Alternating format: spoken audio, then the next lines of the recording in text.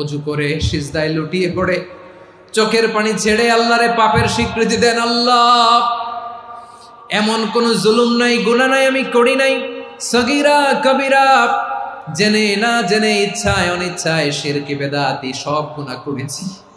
আল্লাহ, আকাশের নিচে জমিনের উপরে আমার চেয়ে বড় গুনাহগার আর কেউ নাই।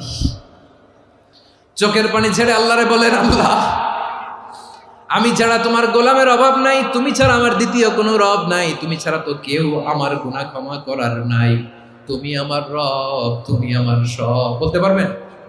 এই তাকরীর আমার পটুয়াখালীর ভাইয়া, এই স্বীকৃতিটা দেখতে আল্লাহ বড্ড ভালোবাসে, কারণ আমরা সবাই গুনাহগার। আমরা সবাই কি?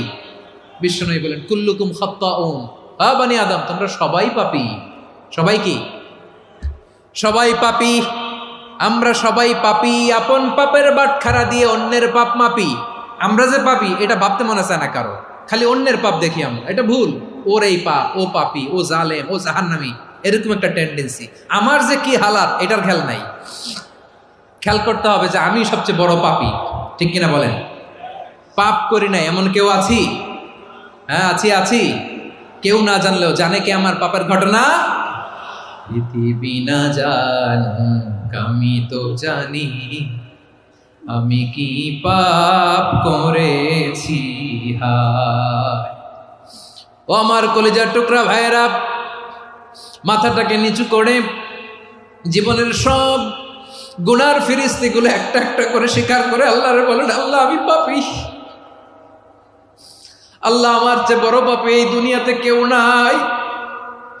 আকাশের নিচে জমিনের উপরে আমার চেয়ে বড় পাপী কেউ নাই। একটা একটা করে আল্লাহ স্বীকার করি আমি পাপী।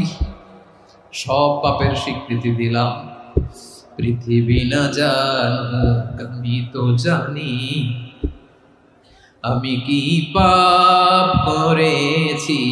হায় আমার পাপের করলে বিচার, বাঁচার আমার নাই উপায়।